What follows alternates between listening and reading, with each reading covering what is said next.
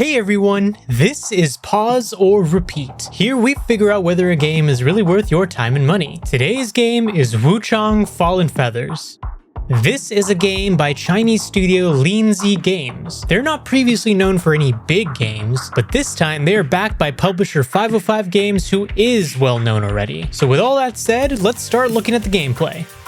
WUCHANG Fallen Feathers plays like a traditional Souls-like, clearly inspired by From Software's titles. Combat is the centerpiece, offering a range of weapon types from swords and maces to spears and more, each with unique movesets and abilities. The flow of combat depends on your weapon choice, the Skyborn Might system where you gain charges through specific actions like perfect dodges, and a straightforward skill tree that unlocks stats and modifies abilities. Skyborn Might powers special spells or skill enhancements, so use it wisely. There's also a madness mechanic where if you die at max madness, a demonic version of WUCHANG spawns at your death spot holding your currency. The world isn't open, but exploration is definitely rewarded. Just keep in mind that you may be far from a save point if you end up dying. So how is the story in this new IP? WUCHANG wakes up and finds she has been afflicted with a disease called the feathering. Therefore, she is destined to turn into a man-eating monster. Before this happens, she is set on finding a cure and making use of the supernatural powers granted by the disease along the way. What will be her fate? But now the question still stands. Pause or repeat? I thought that From Software was done making Souls-like, or at least they're waning off of making them. Oh wait, this isn't a From Software game. No, it's not. Like, it just feels like it though, right? But it's some of that kind of same, sparse kind of dialogue that you get from those like NPCs along your journey. I mean, you can, discover more about the lore if you want to actually, sit there and listen. It's not the most important thing for this game, but I gotta say, when you think about WUCHANG Fallen Feathers, I mean, it might sound like the name of a fancy tea, but no, it is a brutal Souls-like action RPG set in the late Ming Dynasty, where the war and plague and grotesque monsters are just a part of the welcome package. Wouldn't you say, Henrik? Oh yeah, yeah. The designs of the monsters really, like I was making a joke, it reminds me of From Software games. It literally is like the same kind of feel with the character designs and the enemy designs, where it's like grotesque monsters and people who've gone through the ringer somehow and are still alive and now want to fight you and kill you and take your runes. Well, they're not runes in this. They're something else. But yeah, they want to end your life one way or the other. I know. I'm already blanking out already, from James Gunn's Superman, because it was a little bit forgettable. I hate to diss the film, but what was the person that was in Lex Luthor's room? Mr. Handsome? I mean, some of these creatures look like, that individual, on screen. But like, gamers, don't kid yourself when you play this game. You'll be spending 80% of the time dying and 20% of the time feeling like a god. I mean, it is a Souls-like true to its core, in the sense of it not being easy. Yeah, I mean, don't expect to go into boss fights and be winning on the first time. Yeah, exactly. I mean, they kind of make you feel like that a little bit in the first 5-6 hours of the gameplay, but then it progressively gets harder as you there's some pretty heavy spikes in the difficulty later on. Especially when you leave that Act 1 phase of the game. And the gameplay is what you would expect from a Souls-like. Hard, punishing, and somehow still addicting. And you're going to be collecting what they call red mercury in the game that comes from fallen enemies, which is the game's special sauce for leveling up. And why is that so important? Well, it's kind of a nice benefit that's a little bit different in this game that I would consider with, let's say like Elden Ring and, Dark Souls and etc., where thankfully for someone like myself that doesn't always have the will and the way to keep on progressing further and further with these kind of style of genre of gameplay, but dying doesn't just delete your stash completely. You only lose half, which feels downright generous for a genre known for emotional devastation. Wouldn't you say, Henrik? Yeah. But though there is a mechanic you got to be wary of, and it's a little bit of a risk versus reward kind of mechanic. Very cool concept, by the way. Yeah, it's called the madness mechanic, where over time, as you're killing more and more enemies, your madness builds, and there's even skills in the skill tree that incentivize you to build it up, where you'll end up doing more damage, or it'll kind of like modify an ability of yours. Yeah. But if you're at max madness and you die, a demonic version of Wuchang spawns where you died, and now you have to kill that to get back all of your runes, not half, all of them. And if you die there, then they're all gone. Yeah, the mechanic turns you into your own worst enemy, literally. Yeah, and literally the first time I came across it, I even put a clip of it in the little video.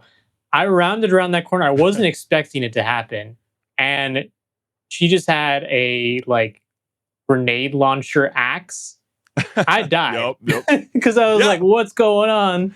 Well, she definitely feels like a game genie enabled, right? I mean, the difficulty definitely ramps up. There are benefits to going into madness. I mean, sometimes you're going to want to utilize that trait when you go into some boss battles, but then you want to quickly, kind of have a nice equilibrium towards your character, Bay. Yeah, it's fantastic. I mean, there's a lot of different things that you can do. And I think, as the story kicks off with the pirate named Bay Wuchang washing up ashore like a cursed message in a bottle with the serious case of amnesia, only to discover that even the survivors think that she's the final boss. Because like you explained in that your awesome introduction to Pause and Repeat, she is becoming a monster towards these humans, and they are wondering what the hell is going on with the spread of the feathering. And as you fight and explore and unlock those devastating spells through the game's Skyborn Might system, which is really, really cool, that will, gradually piece together, some of that, branching narrative that comes along the way with this game. I find it very, very cool that the most satisfying part for me, Henrik, was as you start to discover those spells and you beat bosses, you start to find out more, and you get to bring that into your arsenal. I thought that was a great, great addition, because especially in a Souls-like game, it gets kind of daunting. So the reward factor was very satisfying for me. Yeah, I know. I mean, you have to have some sort of incentive as to why you want to put people against these bosses, because there's going to be people that obviously are going to play Souls-likes just for the challenge and don't really care if there's a reward, but adding a reward makes it more enticing for people to keep trying to fight these bosses, because it makes you wonder, like, okay, what am I going to get when I finally beat this boss that has been killing me so many times? And then when you get it, you're like, oh, okay, that's actually really cool. Now I'm going to use this new spell or whatever reward I got to, try and see if I like that more than what I have currently.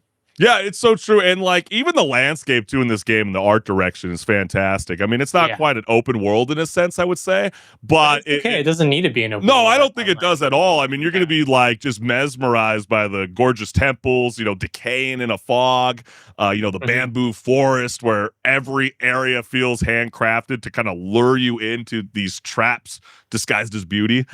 And that's why I think that's why I feel like this game works so well for the Souls genre. And you really can't get too comfortable with this game. And I feel like, the 5 ways to dish out pain is really, really fun. And each one says something about your emotional stability. I mean, you got dual blades, which are fast and frantic for the players who like pressure. You got axes that are slow, but hit so hard that you can knock the sense out of any kind of ghost that appears. You got a one-handed sword that keeps things balanced for those who want a steady survival. And then spears that, I don't know, Henrik, how do you feel? I mean, they let you kind of poke from a safe distance like you're trying to test if the thing is still alive. And then I was kind of using the spears as like crowd control in a way, like if I was pretty much multiple enemies. But well, how about the longsword? Did you buy with the longsword? The longsword, that so what's interesting is I always in Souls likes tend to go for like the heavy hitter weapons, like the great swords and the big axes, that sort of thing. But I really like the longsword fighting in this game, actually. Like, even though you start out with that weapon as your default, something just clicked with it for me. And I'd never really felt like I needed to swap off to a different type as my main type of weapon type. But that was just, maybe an example of how well they did for the combat in this game. Yeah, I mean, it feels like huge swings, high risk with like a big payoff. And I feel like that's why they wanted to introduce that weapon of choice first for you. And, between the satisfying combat, the weapon swapping freedom, and surprisingly chill approach to death, because I need it. I have a skill issue. Wuchang Fallen Feathers stands out in a crowded genre. It rewards strategy, patience, and tolerance for pain, and with the ability to wipe out your entire skill tree for free is definitely a plus, because that allows you to kind of have that flexibility towards, different weapons that not even a chiropractor will offer you, okay? And my verdict for this game is it's definitely a repeat. You're going to want to play this game, especially if you are a Souls-like fanatic. What do you say, Henrik? I was a little worried because of a couple things. This is, a new IP from a new, smaller studio, technically, and it seemed really ambitious. But I had my hopes up for them, and I was also worried because when the game initially came out, it had some performance issues. There's been some patches since, so it's a bit better. It's not perfect. It could still use some work, but it's much more playable than it was at launch. And even despite all that, even when I was playing the game and having a little bit of performance issues at launch, I was having the time of my life. No, it's a lot of fun.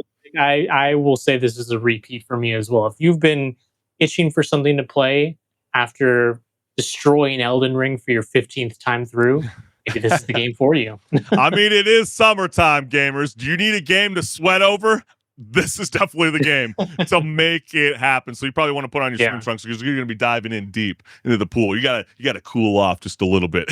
Sometimes it's okay to walk away from Wuchang Fallen Feathers, but it's a fantastic game. Clearly, hey, Henrik the Wreck and I, we're vibing together. But we want to know from you, the gamers that have played the game, is this a pause to play something new or a repeat for endless fun? Let us know what's good.